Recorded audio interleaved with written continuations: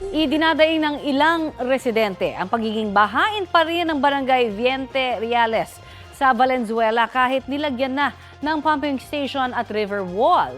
Yan ang naman ng dalawang pinakamahal na flood control project dito sa Metro Manila. Base po sa sumbong sa Pangulo.ph, ang pumping station ay natapos itayo noong 2024 at nagkakahalaga na mahigit 234 million pesos.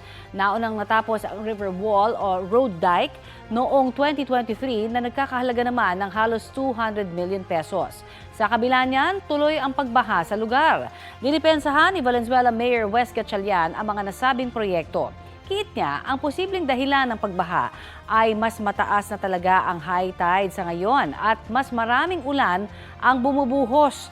Maging ang DPWH-NCR kumpiyansang walang sabit ang kanilang mga flood control project. Sabi nila, mabilis nang bumaba ang baha at may mga lugar na dating binabaha pero hindi na ngayon.